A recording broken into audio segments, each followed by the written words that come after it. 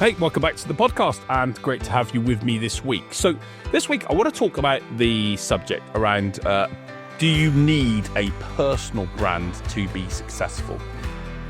And I've done lots of stuff around personal branding in other areas before, but I wanted just to explore this over the course of today's podcast, mainly because there's a lot of people that have been talking about this subject over the course of the last few months, really. Related to the AI implication, and obviously the fact that AI is growing so quickly and technology is moving on at a pace. And a lot of people have talked around how the only way that you can be successful is to build a personal brand. And so I want to dig into it a little bit more, talk about some of the pros and cons about it. What does it matter and who does it mean? And also give you my personal view on it from my perspective and what the reasons are why I do what I do. Because I'll be honest with you, for the last 6 years since I exited my other business, I've been working to build a personal brand. I've been building to grow my brand. There is a reason why I'm doing it though, and I wanted to share that reason with you. Maybe I'll share that with you to start with, and I think that's one of the key things around the personal branding conversation. There's a lot of people that talk about personal branding as being something they want to do, they want to be famous. And I guess the question for me around fame was nothing ever what I wanted in fame. I started to do what I did with my podcast, which is now into 120 odd plus episodes. My YouTube channel, which has got 600 videos, my resources, was because when I was going through a bit of a change in my life, I had a vision of what I wanted. And for me, I wanted to be in a position where I could support as many business owners and sales professionals to be free from financial anxiety. In a previous business in the past, I had a number of issues which were caused as a result of not selling enough. And when I owed a large amount of money to the taxman and also personally, and I cleared every single one of those debts. I owed nearly £200,000 and cleared them all by selling. And I remember the feelings I had around how it made me feel to have those financial worries, and it made me feel I didn't want to ever have anyone to have those issues again in the future. And so I decided then to create content that could help people sell more, because when you sell more, you bring more money in and you feel better and spend better time with your loved ones. And so that was my mission. And people say to me also, you want to be an influencer, you want to be famous. I'm like, no, I want to make an impact in the world to help other people. But one of the elements and the ways in which you do that is to create materials and contents and be able to do this. So is it personally essential for success? The honest answer to this is no. I have one of my best friends, is a fantastic guy, love him to bits, sold his company for significant 15-16 million pounds in 2018, has a Facebook page, has a LinkedIn page, but doesn't do any other social media, doesn't post very often, very much keeps himself for himself. And I've got other examples of people that just incredibly successful, that don't have a personal brand, and are incredibly good at what they do and successful at what they do. So do you need it to be successful? No, there are plenty of people that are proving that you don't. I guess that there are also then other people who are proving that it can be a great way to grow and build. And there's lots of examples of people. I think of an example of someone like Simon Squibb. And Simon Squibb's an example of someone I'd love to have on the podcast. I might ask him, actually. He always says about, what's your dream? Maybe my dream, Simon, is to get you on my podcast, so be able to share your stories and share your insights, because I think you're incredible at what you do.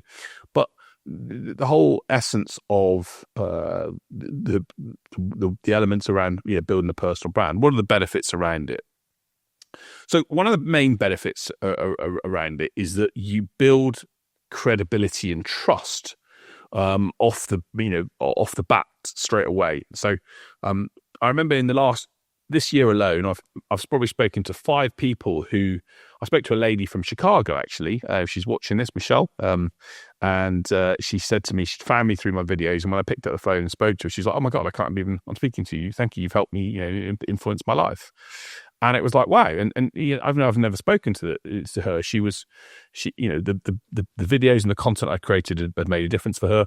I closed a piece of business last week or 2 weeks ago with a person that had watched my video on sales plan and then came to me and had a conversation. And I'm going to do some business this year as well.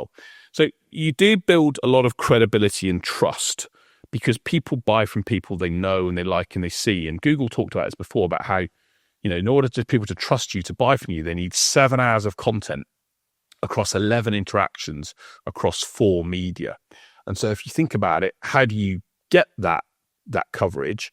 Well, the best way to do that is to provide content and to provide a brand. Now, I know if someone wanted, and someone said the other day, could someone spend a day consuming my content? And the answer is yes, they could. If you wanted to consume just my content, I think it would probably take you, I'm going to say a week, actually. You could probably consume most of my content in a week.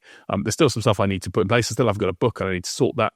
But you could certainly consume my videos and my podcast, and you could consume a lot of my content for that. So you could build a huge amount of insight and knowledge from and feel like you understand me as part of that time. And one of the things that I don't think people do enough of is when they're trying to prospect is to, people that try and sell to me don't do enough of, I think a lot of my stuff's publicly available. They could learn more about me.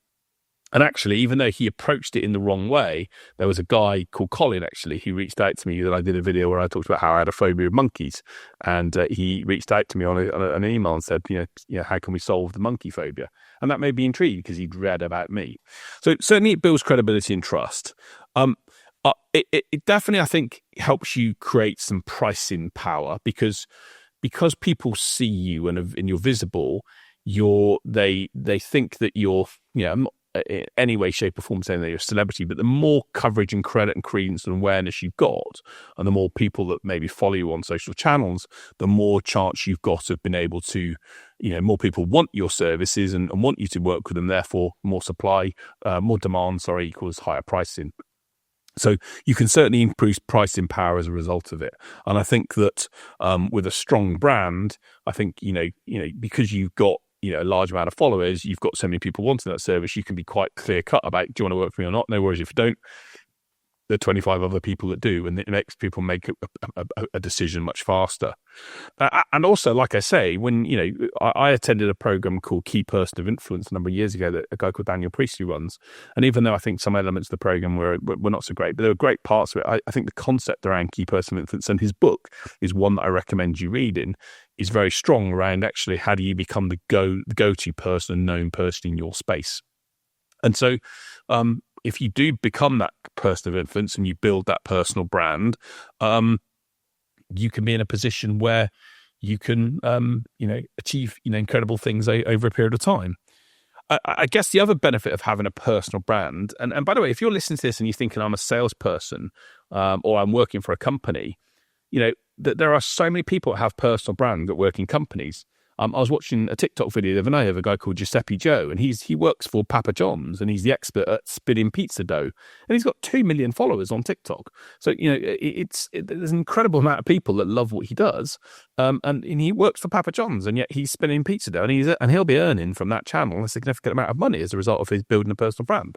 So, definitely I think a personal brand can have value, and also it can have some resilience for you to help you become successful. I see, and TikTok has helped people do this. There are so many people now that are earning significant amounts of money, which they can use for their family to earn from their videos and their content.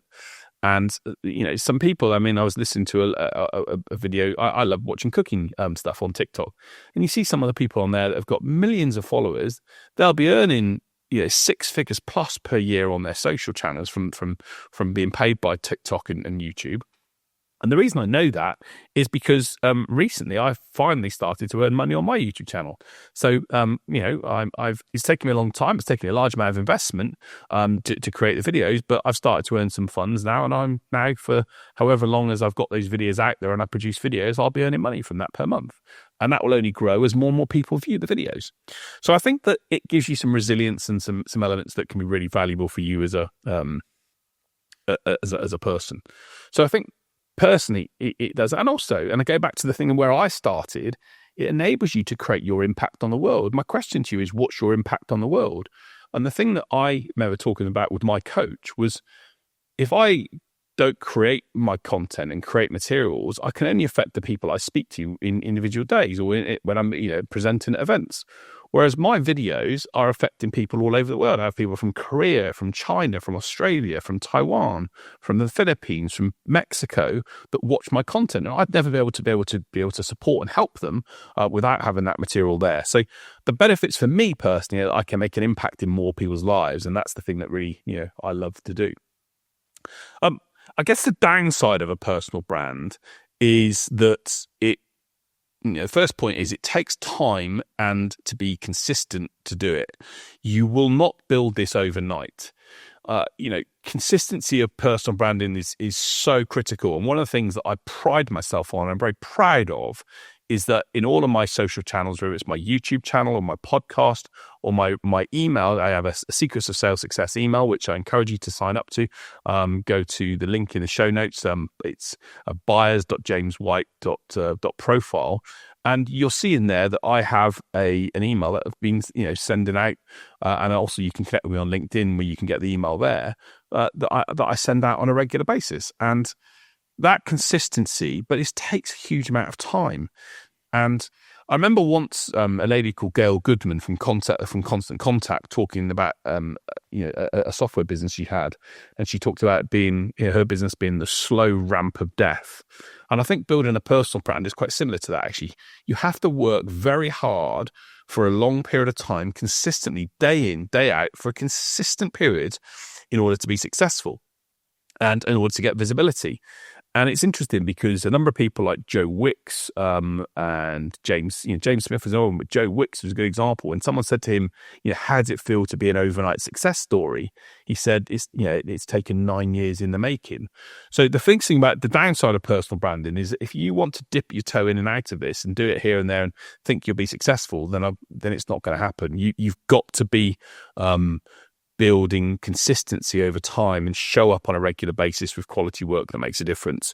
And it's not going to happen overnight. It really isn't. And maybe there'll be people watching this that say, or if your YouTube videos are better or your podcasts are better, you'd grow quicker. And maybe that's the case. And maybe I would do. But in my experience, you have to go at it for a period of time.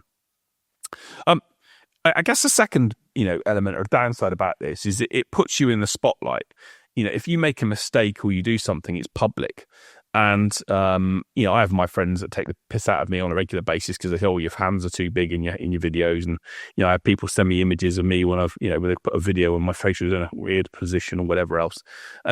Or when I've said something that, I've made a mistake. And you do make mistakes. We're natural, we're human beings. So when you do make a mistake, it's public. People are going to see it. And that's something that is something that's a downside of it. And some people don't want the criticism of that. The other third reason why building the downside of a personal brand is that as you grow, you're going to get people commenting negatively about what you do or what you say. And for a lot of people, they find that very difficult. They're used to people being positive about them, and they find it very difficult for people to then be negative. And so, I had someone the other day comment on my video and said, "This is this video. What was it? The words they said? Not sure why you're doing this or something, or how the hell are you doing this? You know nothing." And it was like, okay, great. But I laugh it off. I think good on you. The fact that they're commenting means it's good from the algorithm's perspective, but people will show up. Haters will show up, and that's the nature of the game. So, and you've got to accept there are some downsides. Can you build a successful, business without it? Yes, as I've shown. And you've also got a number of people, even though you've got people like Elon Musk who built his brand, and his brand right now, you could argue, is a little bit toxic because of what he's got involved with.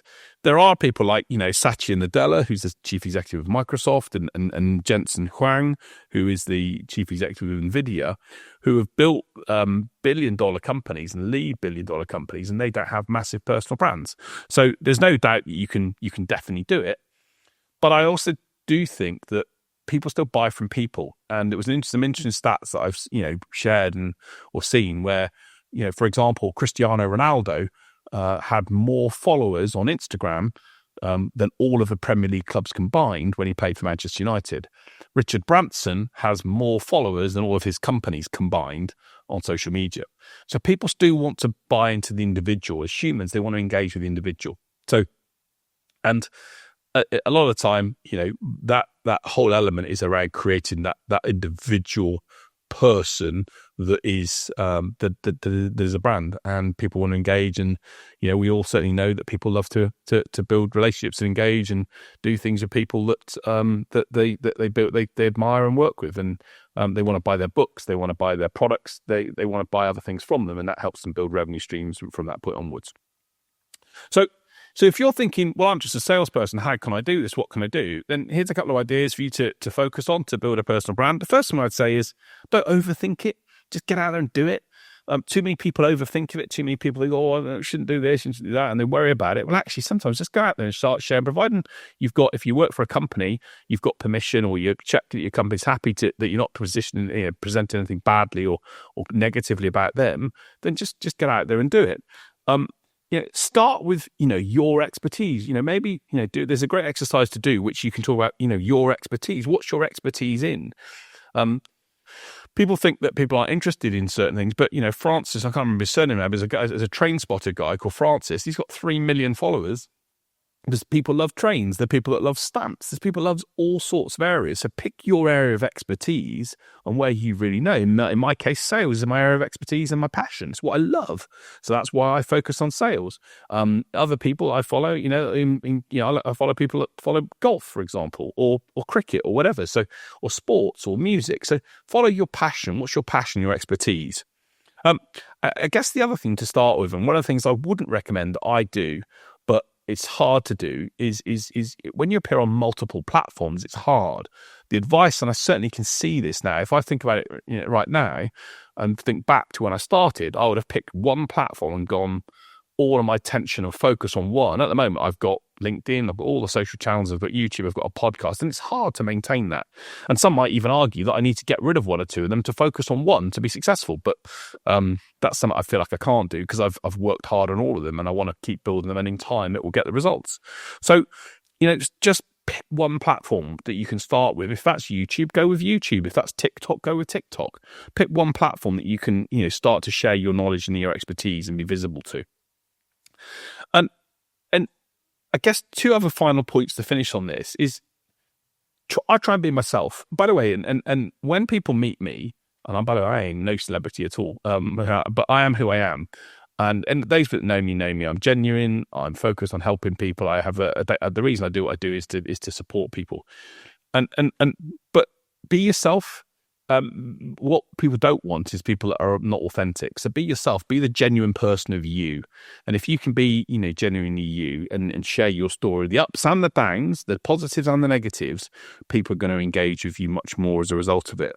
And then the final thing is to talk to people about stories and the stories that you've gone. Go share your experiences of things that have happened in your life. Some of the most popular people on social media are people that have documented their journey. I watched, I'm a geek for watching some of this stuff to see what people are doing, only because I love seeing how they've created things. And some people, I was watching someone the other day who shared their story of going from 0 to £1 million in earning revenue in a business, and they've documented the story every day.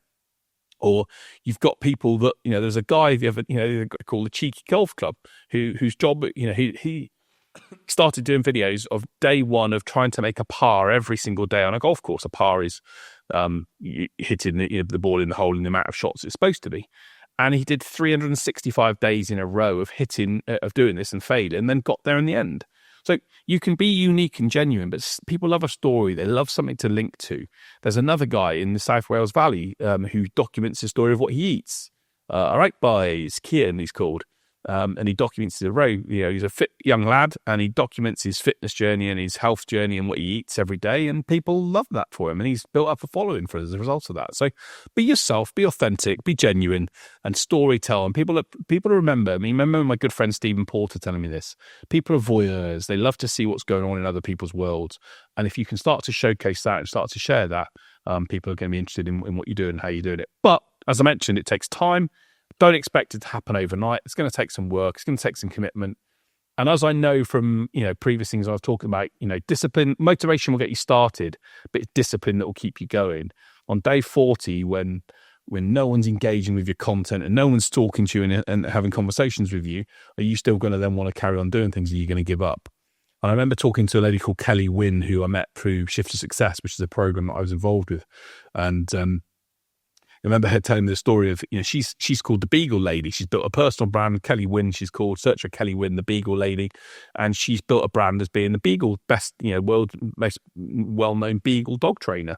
I remember her telling a story of when she was in the first 3 or 4 months, she'd post stuff on her page, on her content, no one would engage.